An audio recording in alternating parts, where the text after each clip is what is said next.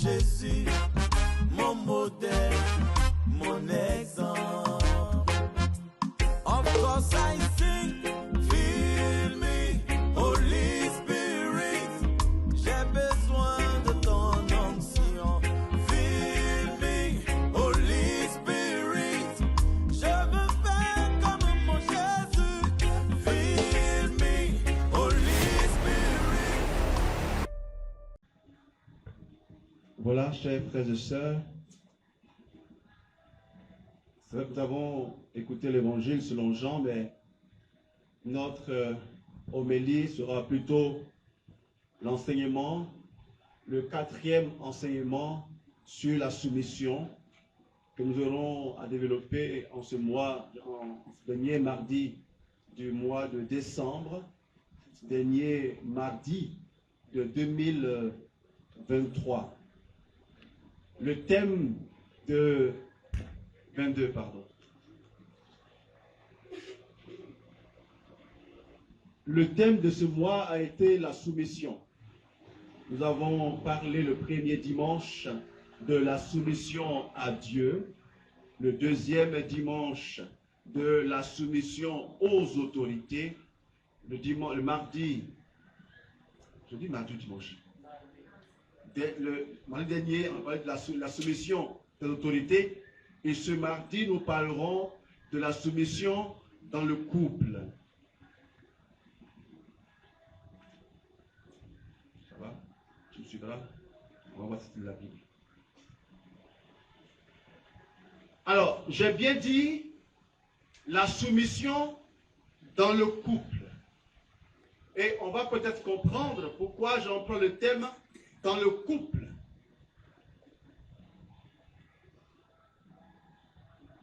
Il y a 4 passages dans le Nouveau Testament, particulièrement dans les lettres de Saint Paul, qui parlent, plutôt, il y a 3 de Saint Paul, et puis il y a un passage de Saint Pierre, qui parle de la soumission, voilà, dans le couple. Colossiens 3, 18 en parle. Et l'apôtre Paul l'a dit aux femmes d'être soumises à leur mari, car c'est cela qui convient à Dieu. L'apôtre Paul dit encore en Tite 2, 4 à 5 que l'on doit encourager les femmes à aimer et à être soumises à leur mari afin que l'évangile ne soit pas exposé au blasphème.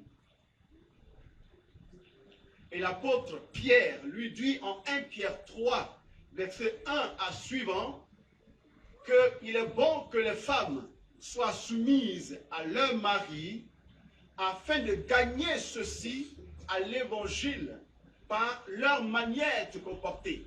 Puisque la soumission à leur mari voudra dire la soumission à Dieu. Et ainsi, le témoignage de la soumission pourrait être une bonne nouvelle portée à leur mari pour les conduire. Et nous avons enfin Éphésiens 5, verset 21 à suivant, qui de tous ces passages sur la soumission est le passage le plus développé, que l'apôtre Paul indique pour les couples. Et je vais revenir sur Éphésiens, qui parle aussi de la soumission de la femme. Il dit bien aux femmes, soyez soumises. Alors, voyez que dans ces 4 passages, on ne parle que de la soumission des femmes. Et tout le monde est acquis au fait que la soumission est une affaire de femmes. Eh bien, je dis oui et je dis non.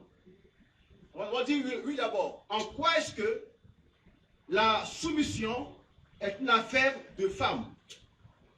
On va ensemble lire Éphésiens, donc, le chapitre 5, verset 21 à suivant.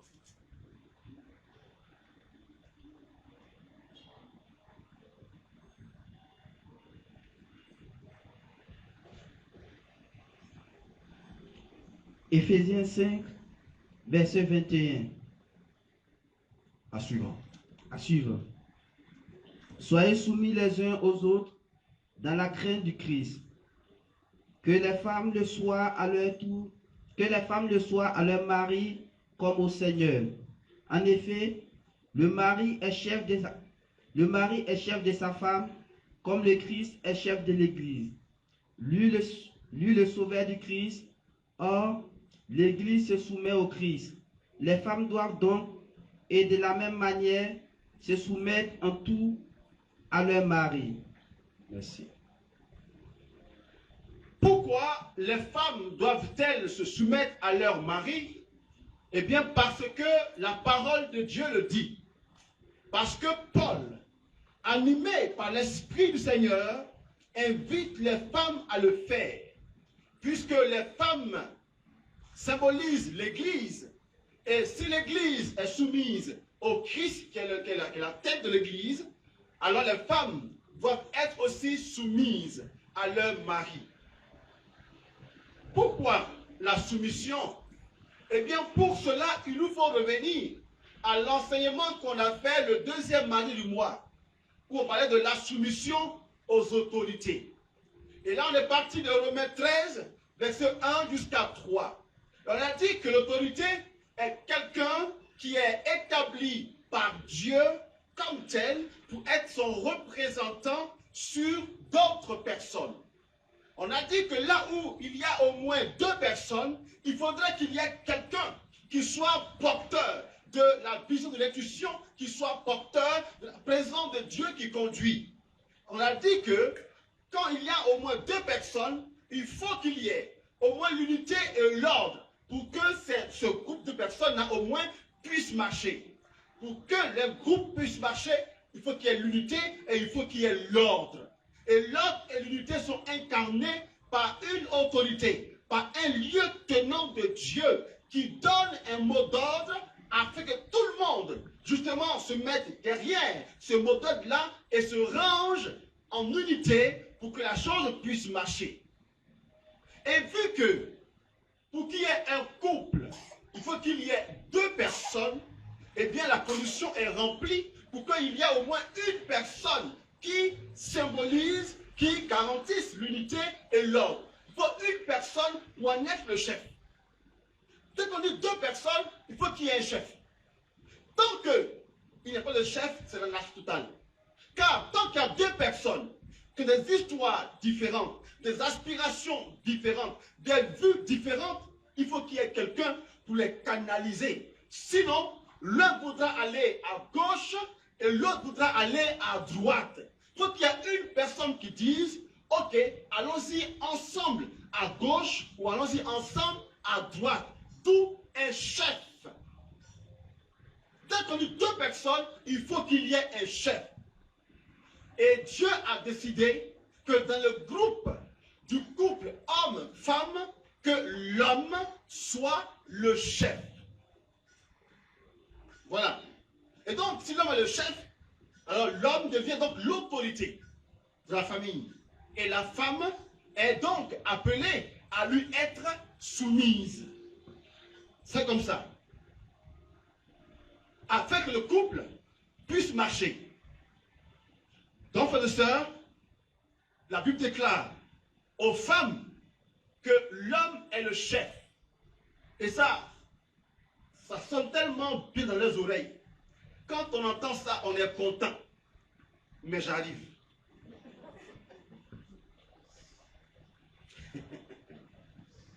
Chers sœurs, l'homme est le chef. Et du coup, oui, il nous faut le suivre dans la soumission afin que l'unité et l'ordre soient préservés, afin que la famille puisse marcher. Alors, que veut dire être soumise à l'homme? Ça veut dire que l'homme a le dernier mot. Voilà. C'est lui qui a le dernier mot. Tu as beau être expert comptable en doctorat, chimie, biologico, géographico, tout ça, quand tu rentres à la maison, ton mari n'a pas un quart de ton diplôme, mais la Bible dit que c'est lui qui a le dernier mot. Fais une démonstration arithmético-cosmique en montrant que la décision que tu veux prendre là, conformément à cosinus et sinus de la tangente du carré de x au carré, c'est pas vrai. Lui il dit c'est vrai. C'est vrai qui est vrai. Alléluia. Parce que l'homme est le garant de l'autorité. Il est le garant de la famille. C'est à lui qu'on remet la carte de mariage. C'est lui. Voilà. Mais pour ça, chers frères et sœurs, je ne vais pas trop y insister. Parce que là, tout le monde le sait. Les femmes le savent déjà. Les hommes aussi, vous le savez déjà. Mais ce qui m'intéresse le plus est le côté couple de la soumission. L'apôtre Paul, c'est vrai, a clairement parlé des femmes de la soumission. Il a dit, femmes, soyez soumises. Alléluia. Mais il y a un petit verset que ni les femmes, ou plutôt elles voient, mais elles n'en parlent pas. Ou même vous les hommes, vous les voyez. Mais on fait comme c'est les histoires de la Bible. On va lire ça ensemble. Frères et sœurs, on va aussi parler aujourd'hui de la soumission des hommes. Alléluia. Bon, ce qui est bien est que les hommes, la plupart, vont nous suivre par Internet. Donc, ceux qui sont ici, là, ce n'est pas trop nombreux, on peut le maîtriser. Hein, les femmes, au cas où il y a une meute, on peut le maîtriser. Ephésiens 5, 21.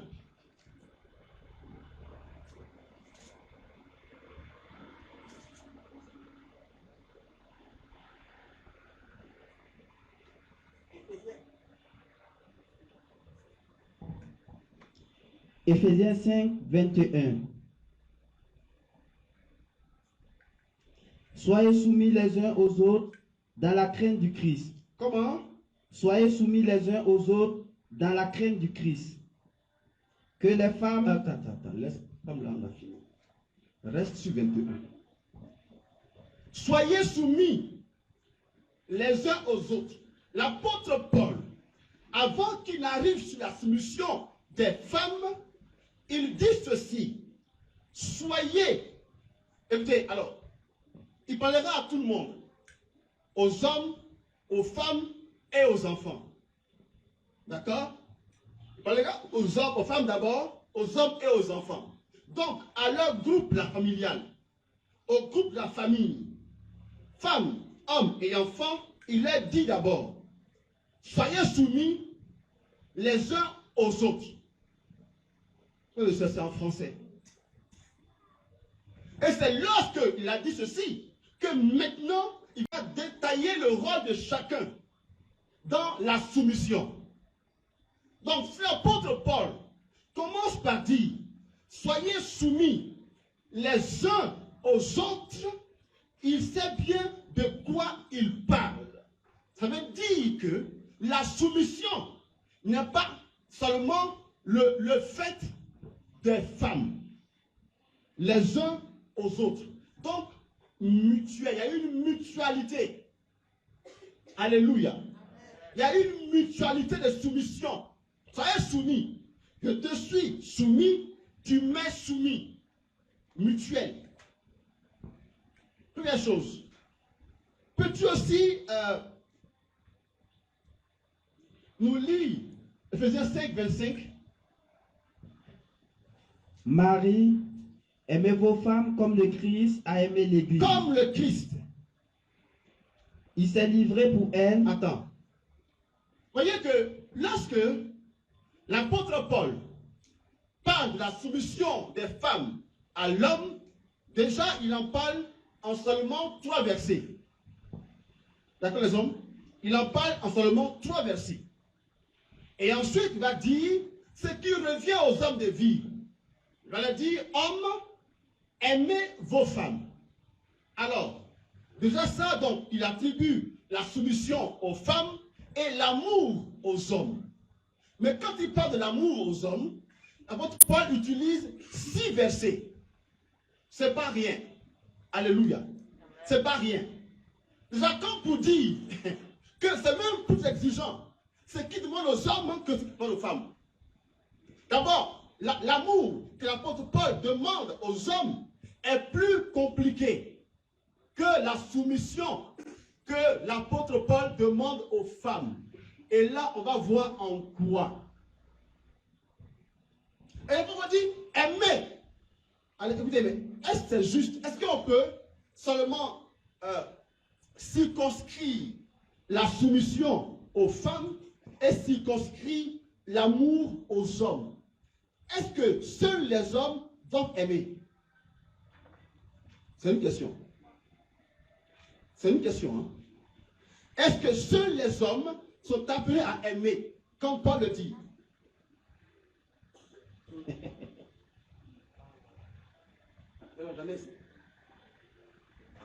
C'est un homme, non? C'est une question. Est-ce que les hommes sont les seuls qui sont appelés à aimer?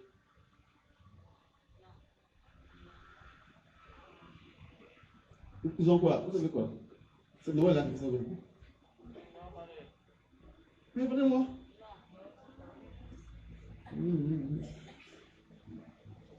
Je vais vous poser la question.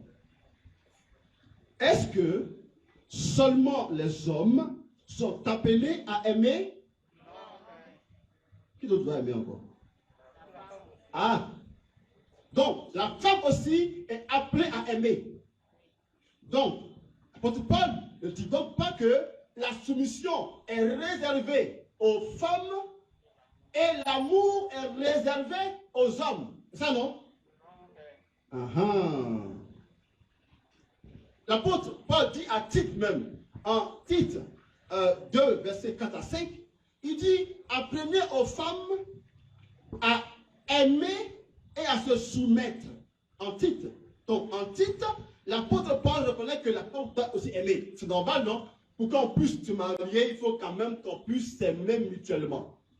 Donc l'amour n'est pas l'apanage de l'homme et la soumission l'apanage de la femme. Donc la femme doit aussi aimer l'homme. J'espère que c'est comme ça, hein, le couple là. Femme, j'espère au moins que vos hommes, vous les aimez. Donc l'amour est aussi le propre de la femme. Donc si l'amour est aussi le propre de la femme, pourquoi est-ce que la soumission serait aussi que le propre de la femme? La soumission est donc quelque chose de partagé entre la femme, mais aussi l'homme. De même que l'amour dont l'apôtre Paul parle pour les hommes est aussi l'apanage des femmes. Deux choses.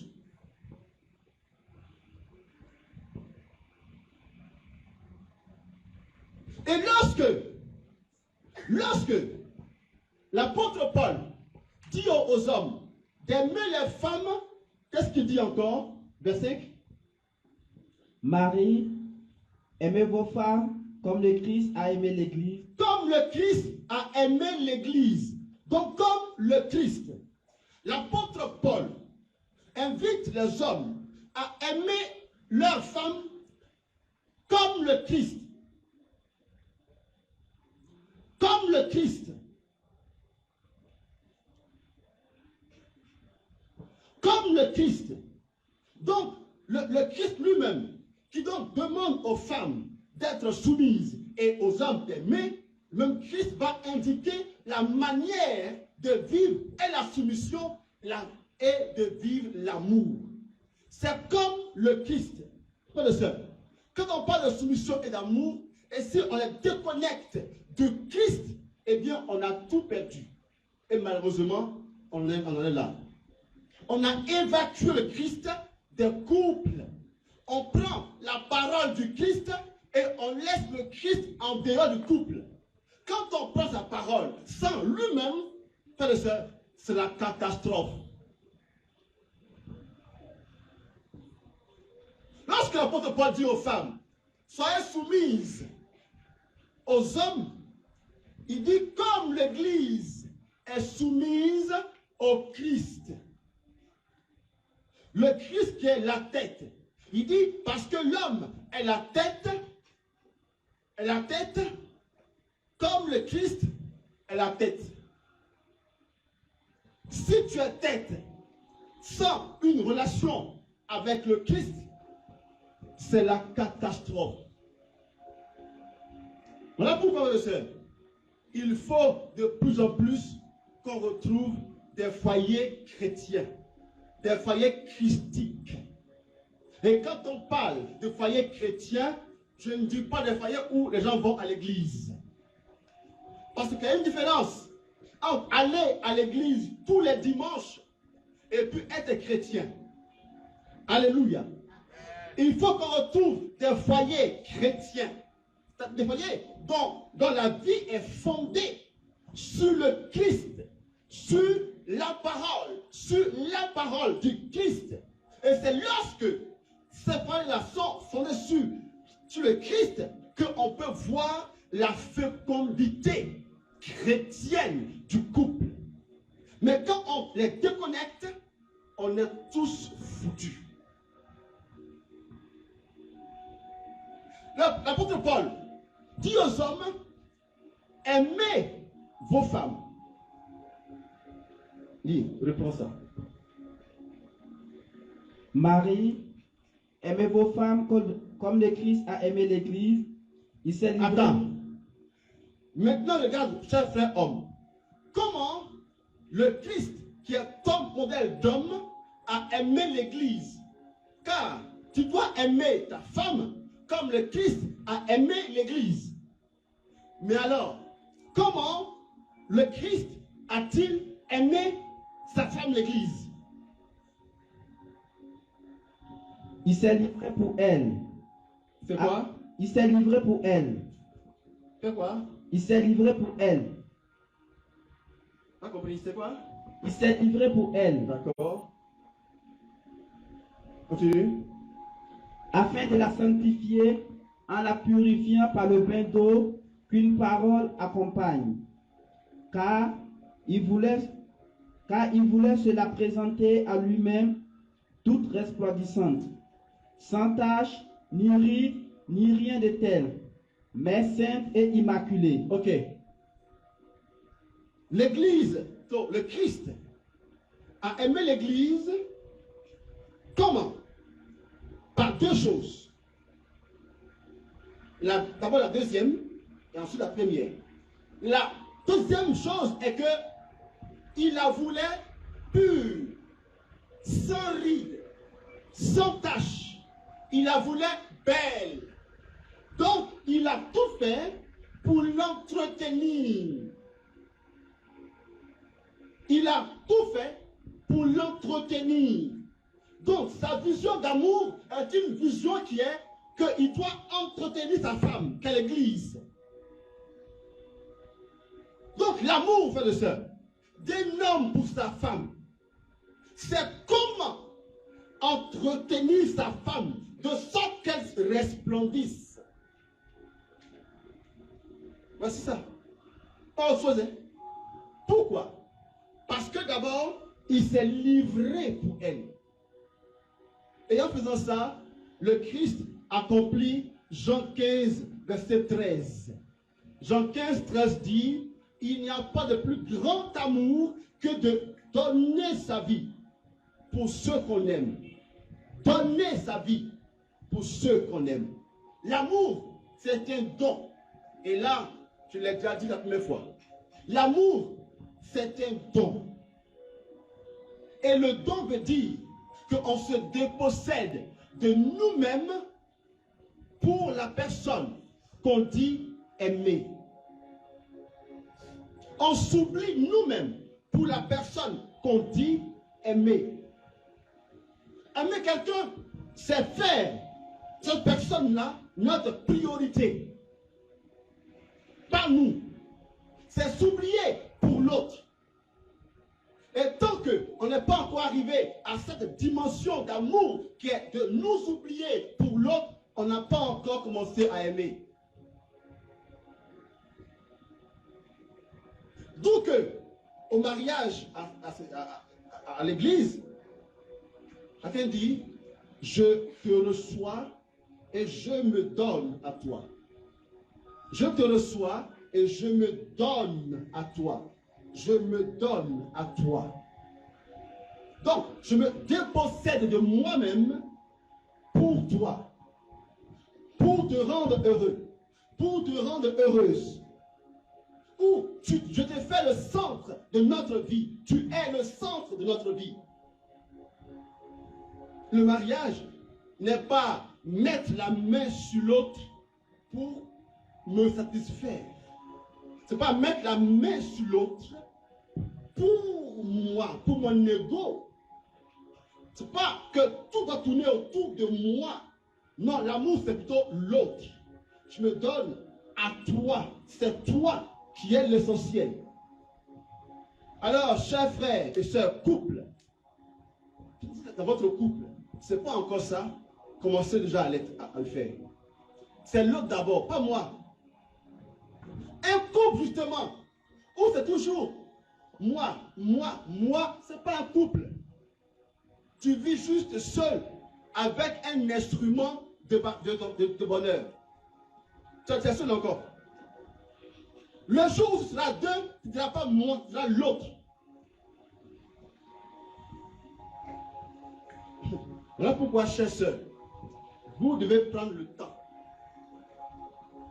pour bien regarder et puis bien choisir l'homme de votre vie. Si c'est un homme pour 2 minutes, je te comprends. Si c'est un homme pour 1 semaine, je te comprends. Si c'est un homme pour tes bagnes, je te comprends. Si c'est un homme pour tes bulles de Noël, je te comprends.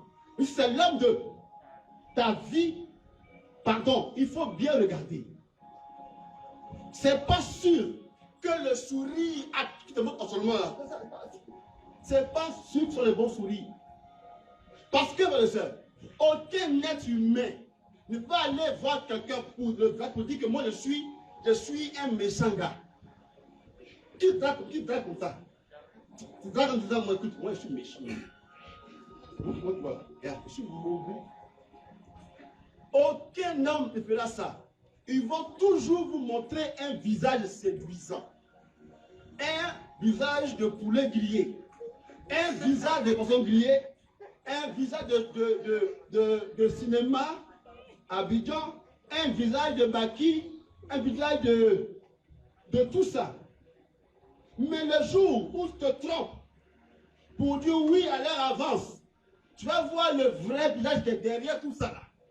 Voilà pourquoi on prend le temps de bien regarder. Est-ce que ton homme là est capable de s'offrir pour toi et toi t'offrir pour lui? Je n'ai pas beaucoup peur pour les femmes. Parce que les femmes, elles, pour ça, elles sont nées avec. Elles s'offrent naturellement. Ça, pour ça, on n'a pas à craindre. Voilà pourquoi je ne vais pas durer sur les femmes du tout. Car elles savent le faire. Et sans ça, même ils vont, mais pourquoi on dit de la femme que c'est le sexe faible? Pourquoi on le dit? Parce que les femmes, elles sont faibles en tout, sauf en sexe. Elles sont faibles physiquement peut-être, mais pas sexuellement. Car quand une femme tombe amoureuse de quelqu'un et qu'elle dit, je vais attendre que tu arrives, elle va attendre. Elle va attendre. Chérie, ok, tu te vas en France. Va en France. Pour 2 mois, 2 ans, 3 ans, c'est pas grave. Je t'attends. Elle se sait. Elle se sait. Je ne vais pas dire autant pour l'autre.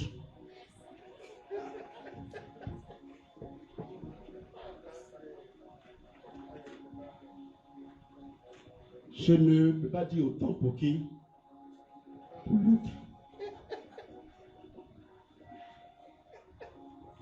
3 ans. 3 ans. Oui, je veux t'attendre, chérie. Crois-moi sur parole. Je vais t'attendre. Jusqu'au jour où tu m'attraperas.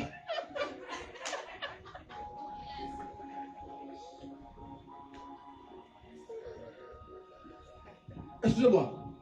Sur 10 femmes, bien sûr, il y a toujours une exception. Il y a une qui n'a pas à attendre. Mais sur 10 hommes, il y a un qui va attendre. Pourquoi c'est ça? Et quand une femme dit, je ne t'aime pas, fais tout ce que tu veux. Mets-toi nu, envoie des roses, des fleurs, ça ne passera pas.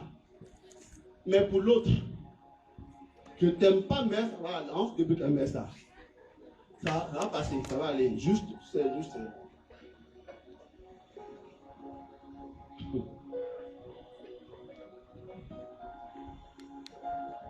Enfin, bref. Alléluia. Et ça, frères et sœurs. Donc, quel est l'homme qui va dire que moi, je m'oublie pour ma femme? Je m'oublie, je paye le prix pour elle. Je m'oublie moi-même pour la rendre heureuse et qui va la brimer et qui va la soumettre. Car, frères et sœurs, Paul dit aux femmes, soyez soumises à votre mari comme l'Église se soumet au Christ. C'est bien l'Église qui se soumet au Christ et non pas le Christ qui nous soumet. Amen. C'est pas le Christ qui soumet l'Église. Le Christ, lui, aime l'Église. Et comme l'Église se sent aimée par le Christ, elle se soumet elle-même l'Église librement.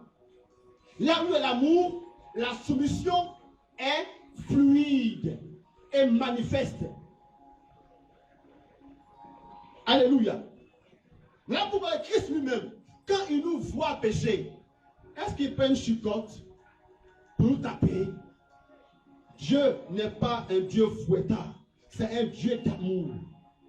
Quand on tombe, il court pour nous rattraper avec un visage reluisant d'amour.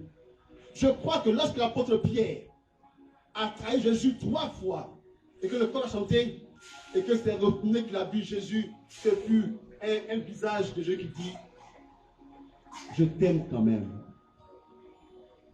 Et non pas un homme, et non pas un Jésus qui va montrer à l'église qu'il est le Tout-Puissant. Et toi là, je suis Jésus, hein? Je suis ton Dieu. Tant pis, quand je parle, il faut respecter. Chers frères hommes, vous êtes les chefs, mais pas les maîtres des femmes. Vous êtes des chefs, mais à l'image de Christ, qui est un Christ d'amour et non pas un dominateur. Un foyer où la domination se manifeste n'est pas un foyer chrétien. Frères et sœurs, la seule fois où on lève la main sur une femme est la foi de trop. Chers hommes, la seule fois où on lève la main sur la femme est la foi de trop. La seule fois même où tu penses que tu peux crier sur la femme comme tu veux, mon frère, tu n'es pas habilité à cela. Ton rôle n'est pas là. Tu n'es pas un gourou, tu n'es pas un maître. C'est un mariage et non pas un contrat d'esclavagisme.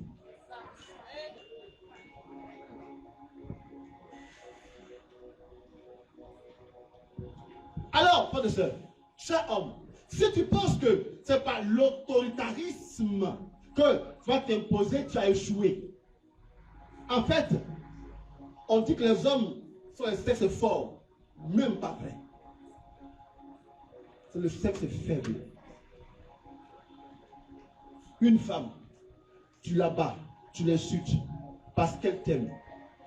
Elle est encore là. Mais toi, homme, pour arriver à tes fins, tu montes tes grands chevaux, car tu es faible. La force est intérieure. Là aussi, faiblesse aussi est intérieure. Celui qui use la force physique, en fait, n'est qu'un faible à l'intérieur de lui-même. Le terme grec par lequel on traduit maîtrise de soi, ce terme grec-là signifie celui qui est fort en soi. Donc, on ne peut se maîtriser que quand on est fort intérieurement. Le jour, mon frère homme, que tu vas commencer à regarder avec amour ta femme et lui faire comprendre par amour tes décisions, ce jour-là, tu seras un homme selon Dieu. Là, tu es mal. Et dans mal, il y a mal. Sans eux. Alléluia. Voyez Zachée. Zachée passe, il est sur un arbre. Le Christ qui passe et lui dit, Zachée, ce soir, je mange chez toi. Zachée est mort. Quand il a rencontré l'amour, il a rencontré ce qui tue les cœurs. Il a rencontré ce qui tue les cœurs. C'est l'amour qui tue le cœur. La meilleure manière, mon frère, ma soeur, mon frère, d'amener ta femme à se soumettre est d'être à ces tout petits soins. De remarquer sa coiffure qu'elle a faite pour toi, juste pour toi. Avec tant de soins. Tu n'as pas remarqué même la fleur qu'elle a mise dans ses cheveux. Le jour où tu remarques ça, tu vas voir que dis-lui seulement un petit mot. Elle va courir, se mettre à côté comme ça. Parce que c'est ce que la Bible dit. Alléluia. Parce qu'on aime. On veut épanouir. Et j'aime ceci. Qu'on ne se marie pas pour se rendre heureux, nous. On se marie pour rendre l'autre heureux. Et c'est vice-versa. Et en principe, de ça, et en principe, le mariage, quand on le commence à un point B, à un point A, il faut qu'à un point B, C et D, qu'on sente l'épanouissement. Non pas que madame c'est tellement soumise que maintenant même elle est effritée. Et c'est encore toi qui estime que elle est plus comme avant. Du coup, tu donnes le droit d'aller voir ailleurs. Voici aussi un problème. Les hommes. On est tellement les chefs et les maîtres qu'on estime qu'on a le droit de ne pas avoir une seule femme. Et donc les hommes sont acquis à cela et les femmes aussi sont acquises aussi à cela. Tout le monde est acquis à cela. Les femmes disent, comment on sait qu'un homme ne peut pas avoir, ah, c'est une parole de païen. Ils sont tous au courant que les hommes là, il ne peut pas avoir deux. Il y a une fille, une jeune dame, une dame. Bon, c'est qu'elle ne m'écoute pas dans le petit.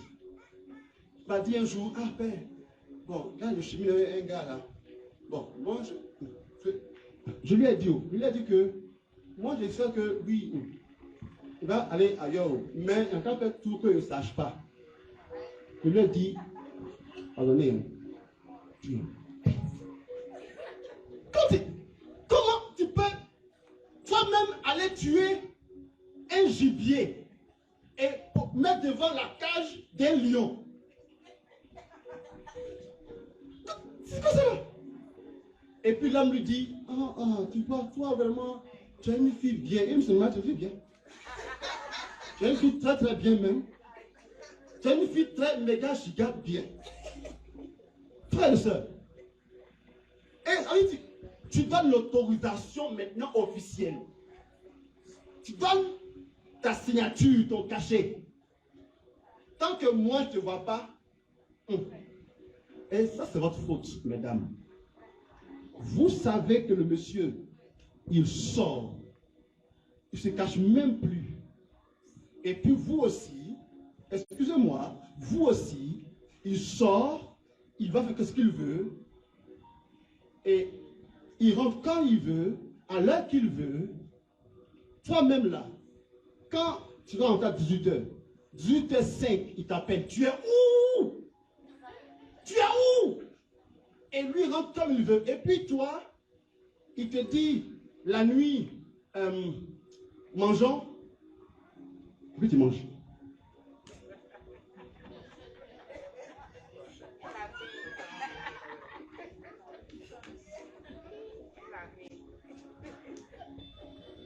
Ah, c'est mon devoir. Oh.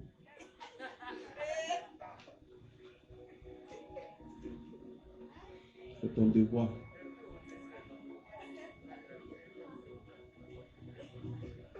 Non, cher frère homme, ça rend quand même un peu sur un jour, d'accord? Ça rend un peu sur un jour. Pour qui on se prend? Et la femme, la seule fois où madame va se tromper pour seulement apprécier quelqu'un, seulement l'apprécier, tu vas rendre témoignage. Tu vas rendre témoignage. Et vous me regardez, les hommes qui trompent les femmes là, c'est les plus jaloux. Puisqu'ils savent ce qu'ils font. Ils savent ce qu'ils font, puis comment ils le font.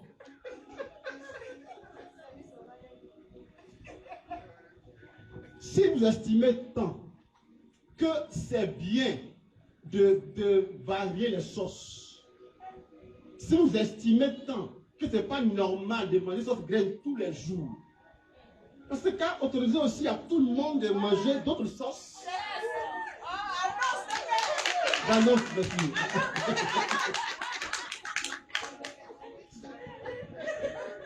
Ça, c'est partie numéro 1. En février encore, il y a Sur l'amour. J'ai redit ça encore. Quoi? En fait, les hommes, on est égoïstes. Hein. Et puis orgueilleux. On est égoïste, quoi. Hein, je vais souffler un peu. Laisse-moi, je vais souffler. Donc, quand le boulot est fini, je dois aller chez X, Y, prendre un pot. Ah bon, notre femme là aussi, elle ne souffle pas. Femme là, elle n'arrive pas aussi à souffler aussi. C'est pas ceux qui en arrivent pour souffler. Il va souffler. Il me faut aller prendre un pot. Pot là, madame, allez ensemble. On va poter ensemble.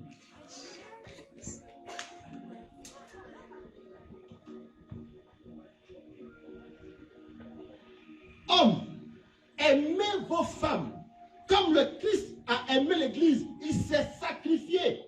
Il s'est sacrifié, dépouillé pour elle, pour la rendre pure, sainte. Et toi, tu laisses cela à la maison pour aller rendre d'autres purs dehors là-bas. Et sainte là-bas.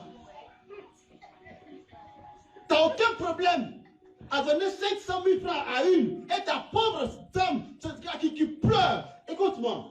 Et tu estimes que tu penses que tu vas résoudre ta vie. Quand elle pleure, quand un pauvre crie, Dieu entend. Le somme 34. Quand un pauvre crie, Dieu entend.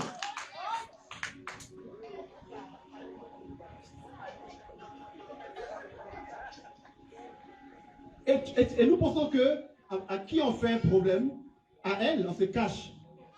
D'autres ne se cachent même pas. Ils ne se cachent même pas. Devant la femme, ils appellent leur maîtresse. Devant la femme. Devant la femme. Ça là, c'est le manque de respect à son paroxysme. Madame, moi je le dis et j'assume.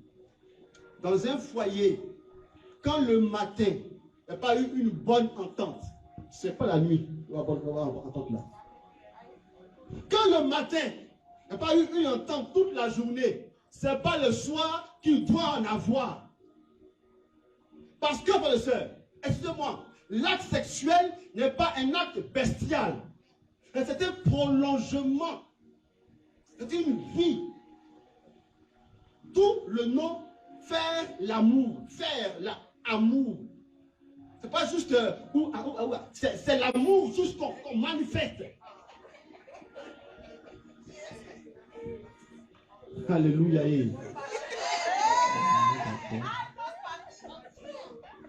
Ce qui est bien qu'ils sont ici là. Non, non, 5 petits seulement. À 2 ou 3. Ils sont au fond là-bas.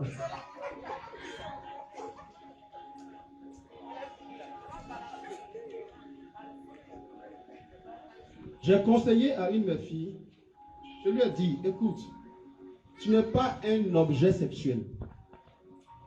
Tu n'es pas, si c'est ça, dis-lui d'aller dans une boutique, payer une poupée, ça là-bas, ça existe. Les poupées pour ça, ça existe. Tu prends une poupée, tu te satisfais et puis voilà. Mais elle, c'est un être humain avec une sensibilité intérieure, avec des émotions qui ont droit aussi à la vie. Qui ont droit à la vie. Frères et sœurs, je prêche avec ça parce que je souffre de voir toutes ces femmes qu'on rencontre dans nos cours spirituels qui souffrent par la faute des hommes, de vous. De vous. Comment tu es heureux de vivre quand tu as conscience que ta femme pleure à cause de toi. Elle t'attend. Elle t'attend. Tu sors, elle t'attend. Juste pour voir si tu es en bonne santé. Et toi, tu ressors le matin, elle pleure. Seuls les enfants, et toi, tu estimes que tu es heureux de vivre. Dis-moi, c'est quoi qui te rend heureux? Tu es malheureux. Tu es très, très malheureux. Tu passes tu ne vis pas, tu vivotes. La vie, ce n'est pas Alice au pays des merveilles. La vie, c'est une conviction. C'est une conviction de choses qu'on réalise. Il faut, frères et sœurs, les frères, il faut qu'on se réveille. Il faut qu'on se réveille et qu'on vive l'amour selon Dieu.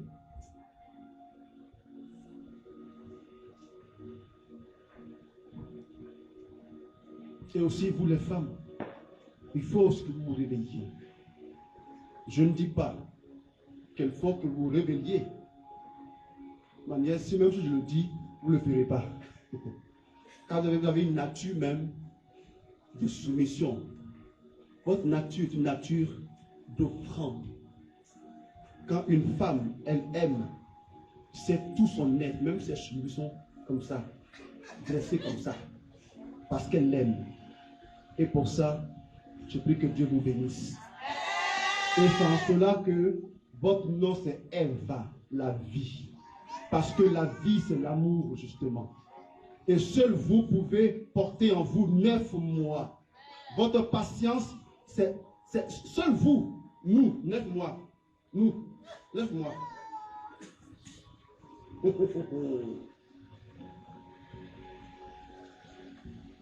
Eh bien, cher frère homme, je le dis c'est vrai, avec Christelle force, mais Dieu vous aime.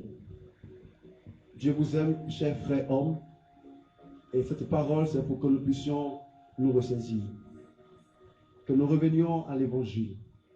Et que nous nous rendons compte que la soumission des femmes à nous n'est pas une soumission esclavagiste, mais une soumission d'amour. Et que nous sommes appelés à aimer.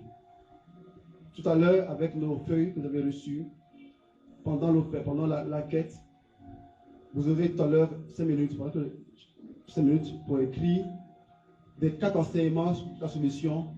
Dites quel est votre problème avec la soumission. Vous écrivez sur la feuille, car pendant l'offertoire, on va offrir cela au Seigneur. On va offrir ça à Dieu et faire monter. Si tu as un problème de soumission dans le couple, écris-le. Soumission dans ton travail, écris-le. Soumission dans ta communauté, écris-le. Soumission avec Dieu dans tel domaine, écris-le. On va offrir ça au Seigneur, afin que vraiment il nous aide à rentrer en 2023 avec l'esprit de soumission. Alors maintenant, on va prendre 5 minutes pour se poser avec vos stylos et vos feuilles. Commencez à écrire cela, à écrire ce qui vous tient à cœur, ce que vous voulez présenter à Dieu, offrir à Dieu tout à l'heure dans notre offertoire. J'ai besoin